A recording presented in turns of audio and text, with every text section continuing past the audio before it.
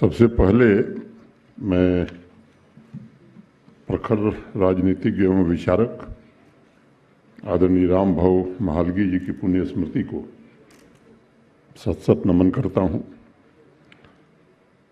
Doctor Vinay Sahasrabuddhe जी के प्रति हृदय से आभार व्यक्त करता हूँ, जिनके कारण मुझे आपके बीच उपस्थित होने का अवसर मिला है।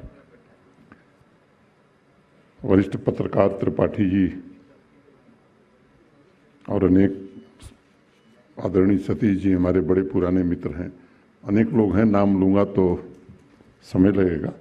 सभागार में उपस्थित देवियों, सज्जनों और मित्रों, जब विनय जी का पत्र मुझे मिला पिछले महीने, तो इन्होंने लिखा था good governance in Jammu and Kashmir. तो मुझे आश्चर्य भी हुआ और प्रसन्नता भी हुई। आज़ादी के बाद से लेकर लंबे समय तक अगर सामान्य तौर पर आप देखेंगे तो गुड गवर्नेंस और जम्मू कश्मीर के बीच कोई बहुत गहरा रिश्ता नहीं रहा। पुरानी पीढ़ी के जो लोग हैं, जो बहुत ही कल्पनाशील व्यक्तित्व के धनी हैं, वो गुड गवर्नेंस और जम्मू कश्मीर के बीच किस तरह का संबंध बैठाने की सोचते रहे होंगे, इसकी कल्पना कुछ लोगों को है।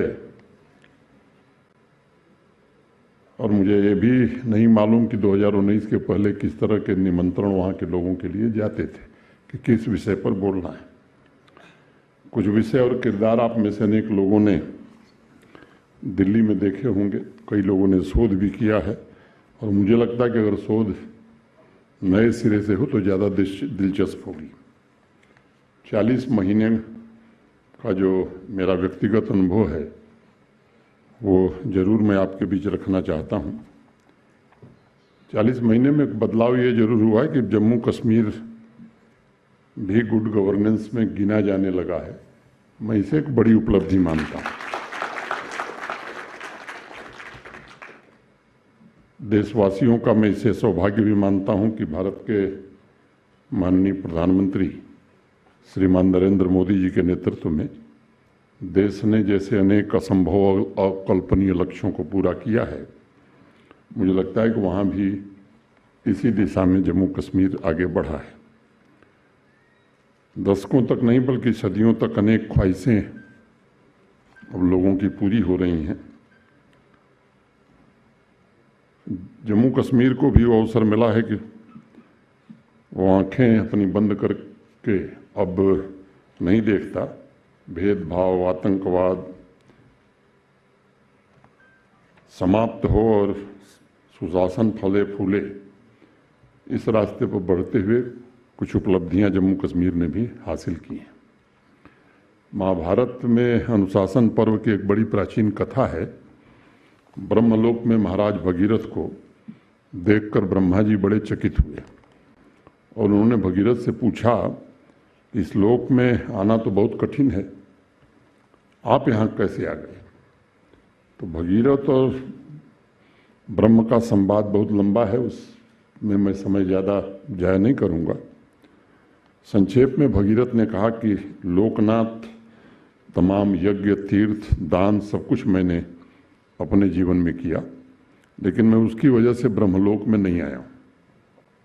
मुझे तो ऋषि शुक्राचार्य ने तपस्या और कर्म का गोपनीय ज्ञान दिया था, जिसकी वजह से मैं भूमिलोक, ऋषिलोक तथा देवलोक को भी लांघकर ब्रह्मलोक में पहुंच गया। वैसे ही 53 में डॉक्टर श्यामा प्रसाद मुखर्जी का त्याग और उसके बाद अनेक लोगों की तपस्या और मोदी जी के दृढ़ राजनीतिक इच्छा शक्ति के कारण जो सामान्य रूप से हिमालय से भी बड़ी चुनौती लगती थी, उसे लांघकर वो भारत का अभिन्न अंग बन गया है। ये मैं समझता हूँ कि एक बड़ी घटना है इतिहास की।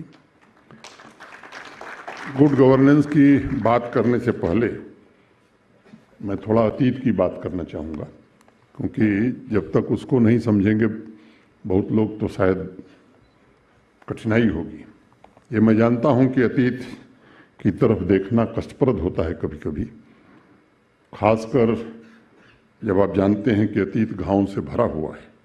लेकिन ये भी सच है कि बिना अतीत की तरफ देखे इस बात का एहसास भी नहीं किया जा सकता कि कुछ दशकों में देश ने या जम्मू कश्मीर ने या किसी ने बड़ी छलांग लगाई है।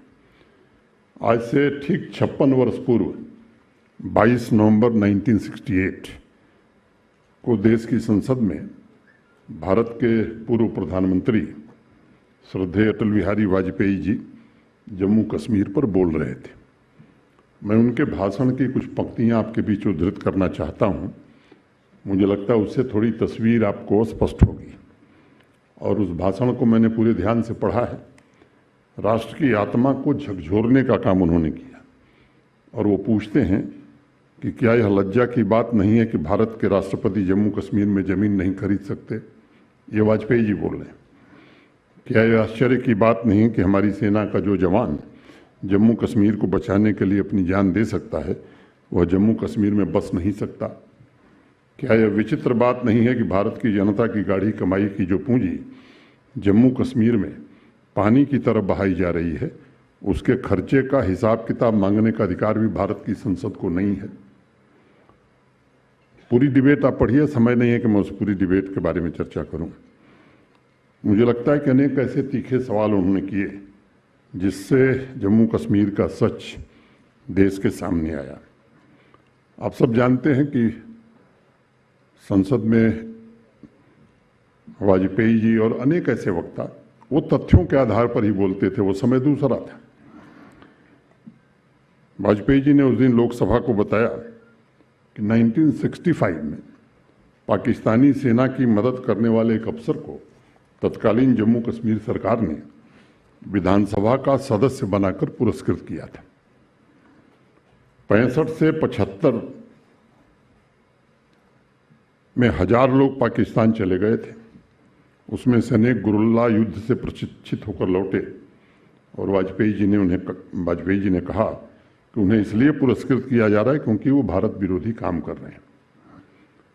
उनके सवाल को अगर मैं ठीक से उद्धृत करूं तो वाजपेयी जी कहते हैं कि पाकिस्तान को मदद देने वालों को पुरस्कार और भारत के प्रति वफादार रहने वालों को तिरस्कार, जम्मू कश्मीर में अपने परायों को न पहचानने का दृश्य कब तक चलता रहेगा? यह जो पीड़ा है वाजपेयी जी के शब्दों में, इस देश ने लंबे समय तक इसे महसूस किया है। कुछ और भी तथ्य उन्होंने रखे बजट को लेकर के। 61 से 65 के बीच भारत सरकार बाकी राज्यों को और जम्मू कश्मीर को कितना पैसा देती थी, उस आंकड़े को मैं दोहराना नहीं चाहता हूं, समय अनावश्यक लगेगा। लेकिन ये सच है कि ज़्यादा रकम पाने के बावजूद भी वो पैसा कहाँ खर्च होता था ये लोग नहीं जानते थे। संसद को जांच का अधिकार भी नहीं था, सीएजी को भी ये अधिकार नहीं था। तो जो माहौल देश में बनाने की कोशिश होती है कि साहब ये 5 अगस्त 19 को बड़ा गड़बड़ हुआ, उसने कितना नुकसान किया, मैं इस दृष्टि से मैंने आपके समक्ष ये बात रखी है। भाषण के दौरान ही वाजपेयी जी ने एक और बात कही कि 1947 में वहाँ 10,000 कर्मचारी थे, 1967 में 91,000 हो गए और आज सैंक्शन गवर्नमेंट स्ट्रेंथ 4,80,000 है। आबादी 1,30,35,00,000 होगी। बिहार जैसे राज्य में जिसकी आबादी 13 करोड़ है, सैंक्शन गवर्नमेंट पोस्ट 5,13,000 है। आप अनुमान लगा सकते हैं। 68 के उस भाषण का एक अंश मैं 2 लाइन और उद्धृत करूंगा। उन्होंने कहा था कि अध्यक्ष महोदय, आपको जानकर यह आश्चर्य होगा कि जम्मू कश्मीर राज्य में कुल 32 तहसीलें हैं, लेकिन तहसीलदारों की संख्या 75 है और नायब तहसीलदारों की संख्या 100 है। मैं यह समझने में असमर्थ हूं कि इतने तहसीलदार करते क्या हैं। कहा जाता है कि एक म्यान में 2 तलवारें नहीं रह सकती, लेकिन जम्मू कश्मीर में एक तहसील में 2 तहसीलदार कैसे काम करते हैं, इसकी सहज कल्पना की जा सकती है और मैं इसे समझना चाहता हूं। तो ये 370 की आड़ में जम्मू कश्मीर में हुआ क्या, मैं समझता हूं कि इसको आप अच्छी तरीके से समझ सकते हैं। किस तरह से आतंकवादियों, अलगाववादियों मिलकर के और उनके साथ मिलकर के कुछ और लोग भी किस तरह का खेल खेल रहे थे, इसकी एक छोटी झलक मैंने वाजपेयी जी के भाषण के द्वारा आपके समक्ष रखी है। मैं किसी का नाम नहीं लेना चाहता क्योंकि वो मेरे लिए उचित नहीं होगा, लेकिन कभी कभी कोफ्त होती है, खून खौलता है। वही लोग जो इन सब कामों के लिए जिम्मेदार हैं बड़े जोर से लोकतंत्र और विकास की बातें करते हैं। जिन्होंने इस हाल में जम्मू कश्मीर को पहुंचाया, वो नई दुकान चलाने का प्रयास कर रहे हैं। जिन्होंने युवाओं के हक छीन लिए, उनके मंसूबे सफल नहीं होने दिए, वो आज बड़ी बड़ी बातें करते हैं। मैंने कोशिश की थी कि अतीत की बातों को थोड़ा कम में ही, बैकग्राउंड लंबा हो गया, लेकिन मुझे इस बात का विश्वास है कि आप सब समझ गए होंगे कि गुड गवर्नेंस और जम्मू कश्मीर के बीच कितनी गहरी खाई थी। और धारा 370 समाप्त करके माननीय प्रधानमंत्री जी ने अमावस के धूप अंधेरे से आम नागरिकों के नए जीवन की रोशनी में किस तरह से बढ़ाने का काम किया है। एक लंबे काल खंड का जुल्म सितम जो वहाँ था, उसे एक ऐसा प्रशासन मिले जिसमें भागीदारी, आम सहमति, जवाबदेही, पारदर्शिता, उत्तरदायित्व, प्रभावी और न्याय संगत तथा समावेशी और रूल ऑफ लॉ ये लागू हो, इसकी व्यवस्था हो, इसकी कोशिश हुई है। मैं समझता हूं कि गुड गवर्नेंस की वर्ल्ड बैंक ने कभी व्याख्या की तो 8 विशिष्टताएं उसने बताई। मैं समझता हूं भारत के लिए ये कोई इम्पोर्टेड कॉन्सेप्ट नहीं है, बल्कि वैदिक काल से यह सामाजिक, आर्थिक, राजनीतिक व्यवस्था का प्रमुख आधार रहा है। और अथर्ववेद में हमारे यहाँ कहा भी गया है कि निर्लक्ष्यम ललाम्यहम निरराति सुवामसी अथया भद्रातानिन प्रज्ञाया राति नयमासी। यानी राष्ट्र निर्माण है शासन का प्रमुख कर्तव्य दरिद्रता को समाप्त करना, जन कल्याण होना चाहिए और उन लोगों के खिलाफ कठोर कार्रवाई होनी चाहिए जो शांति व्यवस्था को भंग करते हैं। तो ये तो हमारे वैदिक काल से हमारी परंपरा रही है। जम्मू कश्मीर प्रभावी बने, इसकी कोशिश हुई है। और 2-4 घटनाओं का मैं जिक्र करूंगा, फिर मैं अब स्टोन पेल्टिंग, पाकिस्तान के इशारे पर होने वाले बंद, ये अब इतिहास की बातें हो गई। अभी कुछ दिन पहले एक बच्ची मुझसे मिलने आई थी श्रीनगर में, एक बच्चियों का समूह था। तो मैंने उससे पूछा बताओ, तो उसने मुझसे कहा कि साहब केवल आपको हम धन्यवाद देने हैं, थैंक यू कहने हैं। क्या हुआ? कहा कि मैंने ग्रेजुएशन 3 साल में कर लिया। मेरा बड़ा भाई 6 साल में ग्रेजुएट हुआ था, क्योंकि आधे दिन तो क्लासे ही नहीं चलते थे, पाकिस्तान के इशारे पर बंद काल हड़ताल होती थी। तब बिजनेस हो, स्कूल हो, कॉलेज हो, यूनिवर्सिटी हो, और लेट नाइट लाइफ श्रीनगर में भी अब लोग देख रहे हैं, नौजवान वहाँ के लुत्फ उठा रहे हैं। जम्मू कश्मीर के कणकर में अब वीर शहीदों का नाम गूंज रहा है। और पिछले दिनों जो कुछ अमृतकाल में कार्यक्रम किए भारत सरकार के संस्कृति मंत्रालय ने, तो मैं कह सकता हूं कि वो आज़ादी का अमृत महोत्सव है या मेरी माटी मेरा देश। तो जम्मू कश्मीर को कर्तव्य पथ पर प्रधानमंत्री जी ने प्रथम पुरस्कार दिया है इन दोनों कार्यक्रमों में। देश की आबादी का 1% भाग जम्मू कश्मीर में रहता है। वो जो नाम आपके ध्यान में होंगे, पुलवामा, शोपियां, अब 10,000 12,000 नौजवान वहाँ भारत का तिरंगा लेकर के भारत माता की जय के नारे लगा रहे हैं।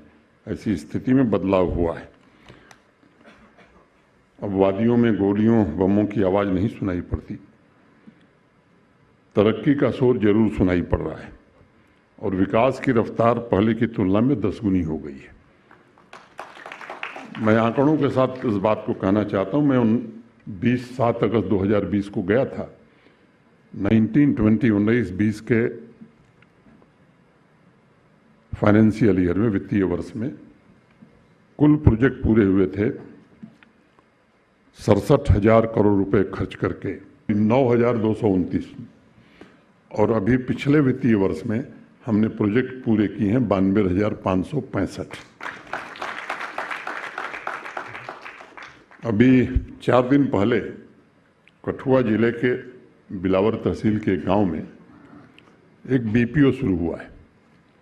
वहीं के एक स्थानीय निवासी हैं, और मैं आप में से कुछ लोगों को, सहस्त्रबुद्धे जी को और सतीश जी को तो विशेष रूप से मैं निवेदन करना चाहता हूं कि आप जरूर आगे देखें। मुझे लगता है दिल्ली नोएडा के किसी बीपीओ से बेहतर होगा, खराब नहीं होगा। अभी 150 बच्चे वहां काम कर रहे हैं। 2 साल में 1,500 बच्चे वहां काम करेंगे। और अगर मैं उद्योग की बात करूं सामान्य रूप से, तो आप में से अनेक लोगों को मालूम है, जब जमीन ही नहीं थी तो उद्योग कहाँ से लगते। तो आज़ादी के बाद से लेकर के और 2021 तक कुल प्राइवेट सेक्टर का इन्वेस्टमेंट वहाँ 14,000 करोड़ था। जो नई इंडस्ट्रियल स्कीम भारत सरकार के सहयोग से बनी, जिसमें मैं देश के गृह मंत्री जी के प्रति जरूर आभार व्यक्त करूँगा। उन्होंने व्यक्तिगत रुचि लेकर के, जैसे वो जम्मू कश्मीर के इंडस्ट्री मिनिस्टर हों, इस तरह से रुचि लेकर के उन्होंने उसमें रुचि ली। और पॉलिसी जो बनी है, मैं आपके बीच ये बात कहना चाहता हूं कि देश के विकसित राज्यों से बेहतर है। आज देश में सबसे ज़्यादा इंसेंटिव अगर इंडस्ट्री को है तो वो जम्मू कश्मीर में है। सबसे सस्ती बिजली अगर कहीं है देश में तो वो जम्मू कश्मीर में है। और जो देश की संसद में आंकड़े पेश होते हैं नेशनल ब्यूरो ऑफ क्राइम, तो अपराध की दृष्टि से भी जम्मू कश्मीर सबसे नीचे है। ये मैं तथ्य जरा जोर से कहना चाहता हूं। 90,000 करोड़ से ज्यादा के प्रस्ताव हमारे पास आए हैं। 14,000 करोड़ के प्रस्तावों को जमीन पर उतार दिया गया है, जो काम चल रहे हैं। कुछ 2-3 महीने में उद्घाटन की स्थिति में है। जमीन की वहां जरूर कठिनाई है, कोशिश करके जमीन अधिग्रहित की गई है, और मैं उम्मीद करता हूं कि 1 साल में ये सभी जो प्रस्ताव हमारे पास हैं, इन्हें निश्चित रूप से जमीन पर उतारने में हमें कामयाबी मिलेगी। एक दूसरी बात जोड़ना चाहता हूं, हमारा जो इंडस्ट्री सेक्रेटरी है वो IPS ऑफिसर है। देश का अकेला यूटी राज्य है जहां IPS अफसर को हमने इंडस्ट्री सेक्रेटरी बनाया है, और वो इसलिए बनाया है कि उसी की पढ़ाई उसने की है। दुनिया के सबसे बेहतरीन प्रबंधन संस्थान से पढ़ करके आया है। नौकरी में भी फाइनेंशियल सर्विसेज में उसने अच्छा योगदान किया है। तो अब वो बैरियर हमने ख़त्म कर दिया। जो उपयुक्त व्यक्ति है उसी को काम दिया जाएगा आपके पास। तो इस दृष्टि से अभी पीछे मुझे वाइब्रेंट गुजरात में जाने का अवसर मिला था। समापन समारोह में गृह मंत्री जी भी थे।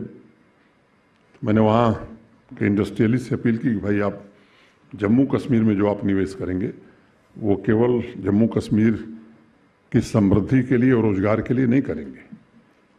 जम्मू कश्मीर को भारत का अभिन्न हिस्सा बनाने में आप भी योगदान करें, इसका सौभाग्य मैं आपको प्रदान करने आया हूं। इसलिए आइए और जम्मू कश्मीर में निवेश करिए। उसको गृह मंत्री जी ने भी लोगों से आग्रह किया, और उसका प्रतिफल मैं देख रहा हूं। गृह मंत्री जी के अपील के बाद काफ़ी लोग गुजरात से आने लगे। अब वहाँ शॉपिंग मॉल, सिनेमा हॉल, 30 साल बाद सिनेमा हॉल प्रारंभ हुए हैं, ये सब बनने लगे हैं। बाज़ारों में सन्नाटा नहीं होता। 2-3 बजे तक बच्चे गिटार बजाते हुए आपको मिल जाएंगे। ऑनलाइन सर्विस, मैं जब गया था, सुब्रमण्यम साहब अभी बोल के गए हैं, मुझे मिले थे, चीफ सेक्रेटरी होते थे हमारे। 7 अगस्त को मैं पहुंचा था। वहाँ एक परंपरा थी दरबार मूव की। अक्टूबर के अंतिम शुक्रवार को श्रीनगर से राजधानी जम्मू जाती थी, और अप्रैल के अंतिम शुक्रवार को जम्मू से श्रीनगर आती थी। तो ये आए मेरे पास, उन्होंने कहा कि साहब दरबार मूव होना है, आपको उस दिन सेक्रेटेरिएट रहना होगा। मैंने कहा जरूर चलेंगे। तो मैं गया तो मेरी आंखों के सामने 217 ट्रकों पर फाइल लद करके श्रीनगर से जम्मू रवाना हो रही थी। मोटे तौर पर 3 सप्ताह काम ही नहीं होता था, न श्रीनगर में न जम्मू में।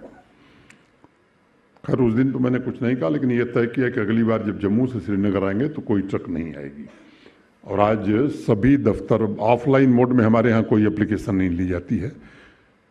मध्य प्रदेश आज से 2 महीने पहले तक ऑनलाइन सर्विसेज में देश में नंबर 1 था। आज जम्मू कश्मीर देश में नंबर 1 है, मध्य प्रदेश दूसरे नंबर पर आ गया है। 1107 सर्विसेज हमने ऑनलाइन कर दी हैं। रैपिड असेसमेंट सिस्टम में भी 386 सर्विसेज हैं और उसमें अप्रूवल हमारा 85% के ऊपर है। पब्लिक सर्विस गारंटी एक्ट की जो सर्विसेज हैं उसमें मैक्सिमम हमने ऑटो अपील सिस्टम पर डाल दिया है। ऑटो अपील सिस्टम का अर्थ ये हुआ, आप में से अनेक लोग समझ रहे होंगे, मैं सामान्य लोगों के लिए बात कर रहा हूँ कि पब्लिक सर्विस गारंटी एक्ट में हर सर्विस के लिए समय सीमा निर्धारित है। अगर किसी को जन्म प्रमाण पत्र, बर्थ सर्टिफिकेट चाहिए, तहसीलदार को देना है तो 15 दिन में मिलेगा, ये उसमें लिखा हुआ है। अब ऑटो अपील सिस्टम में अगर आप डाल देते हैं तो 15 दिन में अगर उसको बर्थ सर्टिफिकेट नहीं मिला तो 16वें दिन वो ऑटोमेटिकली एस्केलेट करके तहसीलदार से उसके ऊपर के अधिकारी एसडीएम के पास चली जाएगी। और जैसे ही वो एसडीएम के पास जाएगी तो 250 रुपये की पेनाल्टी तो तुरंत लगेगी, एडमिनिस्ट्रेटिव एक्शन भी हो सकता है। तो ये पता है कि एडमिनिस्ट्रेटिव एक्शन तो सामान्य रूप से बड़ा कठिन काम है, लेकिन 250 तो जरूर कटेगा। 886 लोगों पर पेनाल्टी लग चुकी है और सामान्य रूप से अब हमारे यहाँ सर्विसेज लोगों को टाइम से मिल रही हैं और इसके कारण काफ़ी मैं समझता हूँ कि अच्छी स्थिति बनी। मैं जानता हूँ कि कठिनाई इसके बावजूद भी है, क्योंकि एक अनपढ़ किसान, एक अनपढ़ मजदूर ऑनलाइन सर्विस का ज्ञान ही नहीं है उसको। डिजिटल लिटरेसी जितनी हम बढ़ावें उसका पेनिट्रेशन, लेकिन अभी भी हमारे देश में ऐसे लोग हैं जो इनसे अभी दूर हैं। तो लोग कॉमन सर्विस सेंटर पर जाते हैं और हमारे यहाँ जितने रास्ते बनाइए तो वो जो दूसरे प्रकार के लोग हैं वो इससे भी तेज हैं। तो कॉमन सर्विस सेंटर पर कुछ लोग जुटे रहते हैं जो उस व्यक्ति को कहते हैं, अरे कहाँ चक्कर में पड़ रहे हो, आओ हम आपको जल्दी से दिलवा देंगे। ऐसे लोगों के खिलाफ भी अभी 4 दिन पहले ही कुछ लोग गिरफ्तार हुए हैं। तो मुझे लगता है कि एक दूसरी कठिनाई वहां जो थी वो लैंड रिकॉर्ड को लेकर के थी। देश के बाकी हिस्सों में अंग्रेजों का शासन था। अंग्रेजों ने जमीन के दस्तावेज देश भर में अलर्ट करने वाली इसने जो बंदोबस्ती नक्शा जो इस देश का बना, उसमें बाकी देश के हिस्से में कहीं परेशानी नहीं होती है, लेकिन जम्मू कश्मीर में अंग्रेज थे नहीं तो उसकी बड़ी परेशानी थी। श्रीलाल शुक्ल का नाम आप में से अनेक लोगों ने सुना होगा।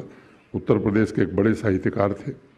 एक उनका बड़ा प्रसिद्ध नाटक है राग दरबारी, अनेक लोग पढ़े होंगे। उसमें एक पात्र है लंगड़।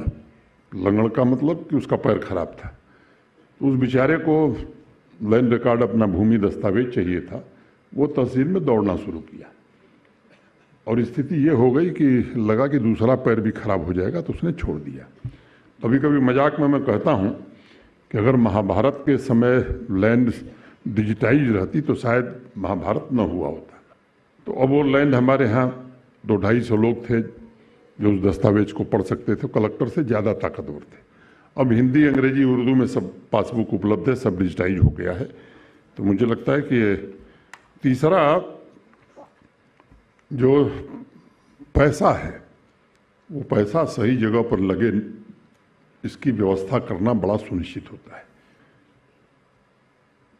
हम सब जानते हैं कि वाजपेयी जी के जन्मदिन को ही हम सुशासन दिवस के रूप में मनाते हैं और वाजपेयी जी कहते थे कि जनता के लिए प्रभावी तरीके से काम हुआ कि न हुआ, ये जांचने के लिए ये जानना जरूरी है कि रुपया कैसे खर्च किया गया और जो लक्ष्य हमने तय किए थे वो किस हद तक पूरे हुए।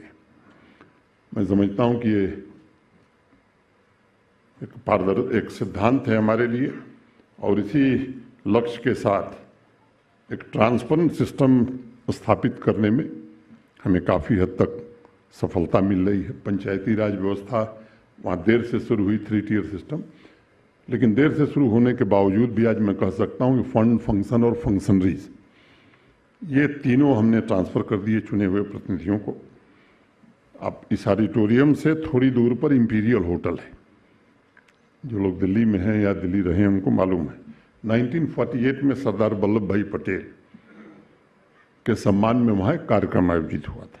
उस कार्यक्रम में उन्होंने कहा कि जिसके पास जो इल्म और हुनर है उसका इस्तेमाल करके देश को आगे बढ़ाया जाए। उन्होंने व्यापारियों और नौजवानों से आग्रह किया कि हिंदुस्तान को इस तरह बनाना है जिससे हम आगे बढ़ते जाएं। जम्मू कश्मीर पिछले 3-4 वर्षों में इस तरह के अनेक काम हुए हैं। अभी 24 जनवरी को एक वहाँ कार्यक्रम हम करते हैं बैक टू विलेज, और बाकी जो काम होते हैं स्कीम्स का सैचुरेशन, लोगों की बात सुनना, 2 काम उसमें और करते हैं। हर पंचायत से 15 यूथ को आइडेंटिफाई करना जो खुद अपना काम करना चाहता है, सेल्फ एम्प्लॉयमेंट, और 20 यूथ जिसकी स्किलिंग या अप स्किलिंग करना।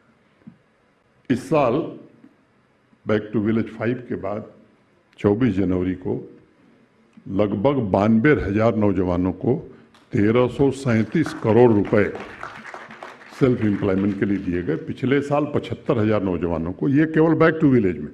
बाकी जो एम्प्लॉयमेंट जनरेशन की स्कीम्स हैं या PMGP, prime minister's employment guarantee programme, उसकी बात मैं नहीं कर रहा। एक और उदाहरण को देकर के बात मैं जो मुख्य बात है उस पर आऊँगा। एक वहाँ जम्मू कश्मीर बैंक है, उसमें जम्मू कश्मीर सरकार की इक्विटी बहुत है। मैं जब गया था तो 1200 करोड़ के नुकसान में था, और अभी 1 महीना पहले उसके रिजल्ट आए हैं, अभी 1234 करोड़ के लाभ में है। एनपीए उस समय 11.7% था, आज 4.8% है। जम्मू कश्मीर बैंक के शेयर की वैल्यू 30 रुपये थी, आज की तारीख में 130 रुपये है। अब ये ऐसे आंकड़े हैं जिसमें किसी को प्रमाण की जरूरत नहीं, सब चेक किए जा सकते हैं। उद्यमिता के क्षेत्र में भी नौजवान अच्छा काम कर रहे हैं। स्टार्टअप इकोसिस्टम में भी हम परफॉर्मर की श्रेणी में हैं। अगर हेल्थ पैरामीटर्स को आप देखेंगे तो नेशनल एवरेज से हम काफ़ी बेहतर हैं। हायर एजुकेशन के फील्ड में एनईपी को ट्रू स्पिरिट में हमने लागू किया है, और एक डिज़ाइन योर डिग्री का प्रोग्राम हमने प्रारंभ किया है। मुझे लगता है कि देश के बाकी विश्वविद्यालय यूजीसी उस पर विचार करें कि वो भी इस प्रोग्राम को लागू करें। वहाँ की इकोनॉमी में, वहाँ के विकास में हमारी बच्चियों और बहनों का बड़ा योगदान है, और लगभग 7 लाख बहनें पिछले 3 साल में सेल्फ हेल्प ग्रुप से जुड़ी हैं और अच्छा काम कर रही हैं। सुशासन की एक सबसे बड़ी विशेषता है कि हर नागरिक को समय के भीतर सेवाएं भी उपलब्ध हों, जिसके बारे में मैंने चर्चा कर दी है। और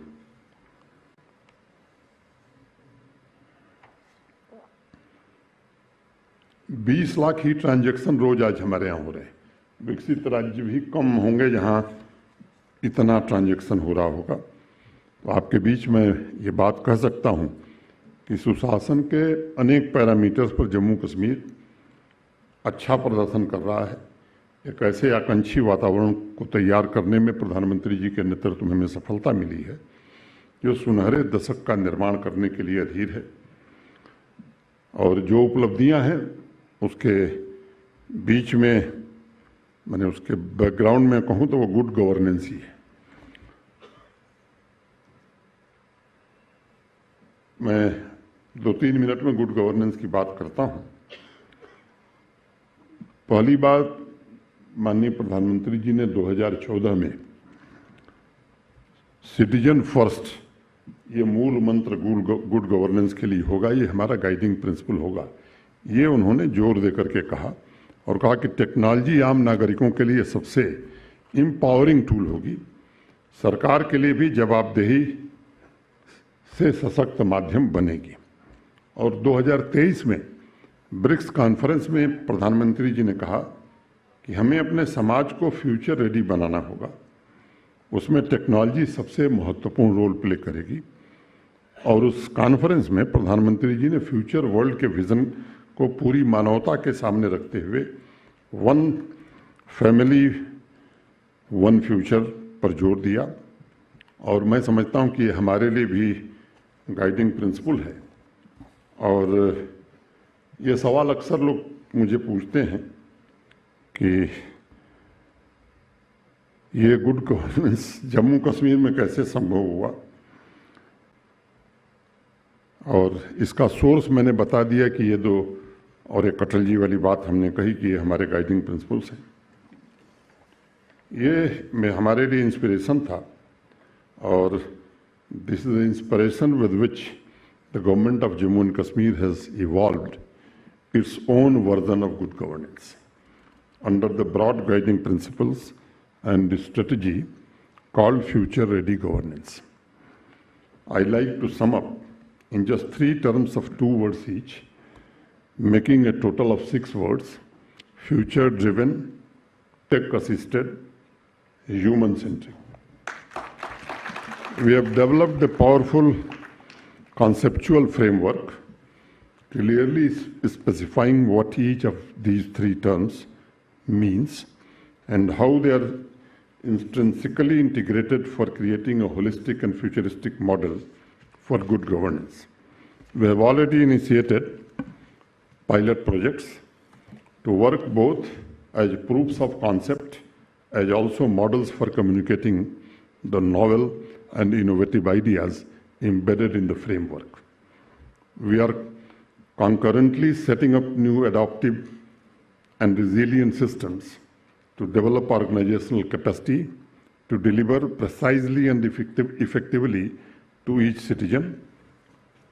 Let us quickly look at each of the 3 elements. We all know that future will be very, very different from the past. We are already beginning to feel the impact of generative artificial intelligence, including ChatGPT. The uncertainties about the future, fueled by disruptions and the pace of change, are multiplying. What we do now is that we live in a totally connected boundary-less world in which all human beings and things will be connected to each other seamlessly. It will be a world in which physical life, with many creating their avatars of choice and spending long hours in the entirely virtual world called metaverse.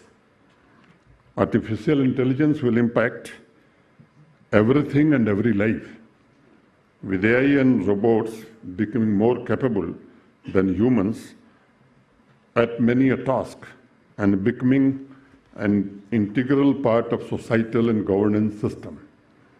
Bioengineering would have ultimately made most genetic disease curable, treating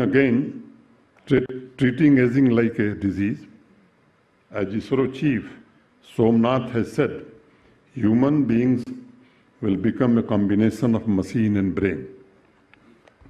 My government is very conscious of the fact that this may sound like science fiction, but much of it will be part of the world in 2030. A reality which can't be whisked away. We are aware that we will need to equip ourselves to be able to provide good governance in the future world too. We know that the change of this magnitude at this scale will take time, and we have to start now. We are already looking at scientific tools like AI and big data-based strategic foresight to be able to visualize evidence and data-based future scenarios. We intend to equip ourselves fully to develop future-ready governance. The term tech-assisted is self-explanatory. Exponential technologies will continue to drive disruption. What we need to do is to harness the positive potential of technology for growth and good governance, and effectively regulate it to avoid the significant threats AI and other technologies could pose to life choices in society. The human-centric element of future-ready governance will have 2 components. The first will focus on all governmental employees with a view to empower and energize them as the lead instrument of transformation and change. The second will focus on citizens as partners in developing our priorities and working modalities in sync with their needs and aspirations. We are considering setting up a Center for New Age Governance, CNAG, for providing necessary knowledge inputs and capacity building support. As we started working out the details and finer points of the future-ready governance model, we found it necessary to conceive a new architecture and lexicon for the purpose. The essence of the overarching architecture is distilled into our 4R framework comprising reimagine, redesign, reform, and refresh. The first R is perhaps the most important, as it calls for completely reimagining governance to equip it for governing the world of the future. The very purpose of existing organizations, their structures, processes, etc., will need to be reimagined and redesigned. This will be followed by reform, best captured in the mantra of reform, perform, and transform, given by Honorable Prime Minister. Once the very challenging task of taking governance systems through the first 3 R's is completed, they will be frozen into the new transformed mold under the 4th R, that is refresh. For us, this is not a theoretical concept or a model. For us, this is the beginning of our journey to impact and improve the life of every person in Jammu and Kashmir. We will continue to pledge new modalities and for taking these concepts right up to the grassroots for real, visible, measurable, and monitorable outcomes. This is our commitment to Government of India's initiative for taking good governance to the grassroots to contribute constructively to the trajectory of nation building to attain the goal of Viksit Bharat.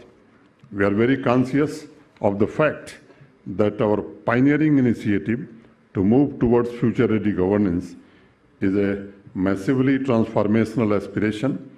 We are equally aware of the human and technological challenges it will pose, as we will be moving from linear to exponential pace and governance, but we believe that in today's India, led by our charismatic Prime Minister Narendra Modi ji, nothing is impossible. I would like to invite all ministries, state governments, industry, academia, and technology experts to take up this together, as this is relevant for all of us. Together we will work in the Amrit Kal to realize the dream and vision of Viksit Bharat. मैं फिर से विनय जी को हृदय से आभार व्यक्त करना चाहता हूं और ये आपको भरोसा देना चाहता हूं कि फ्यूचर टेक्नोलॉजी, संतुलित विकास, संस्कृति, परंपराओं के बहाव ने एक नई आबो हवा पैदा की है। एक नया पुरस्कार जम्मू कश्मीर में जागृत हुआ है और अनेक ऐसे, चाहे वो एस्पिरेशनल पंचायत का मामला हो, होलिस्टिक एग्रीकल्चर डेवलपमेंट प्लान का मामला हो, ऐसे अनेक काम पिछले 3-4 वर्षों में करने में हमें सफलता मिली है, जो निश्चित रूप से गुड गवर्नेंस के अच्छे सिंबल होंगे। मैं एक बार पुनः रामबाबू महालगी जी को नमन करता हूं। इस महत्वपूर्ण आयोजन से जुड़े सभी साथियों का विशेष रूप से अभिनंदन करता हूं और यहां आप सब धैर्य से सुने, क्योंकि कभी कभी बड़ा बोरिंग हो जाता है। मैं इसके लिए भी आपके धैर्य के लिए भी मैं आपकी सराहना और प्रशंसा करता हूं। बहुत बहुत धन्यवाद। जय हिंद।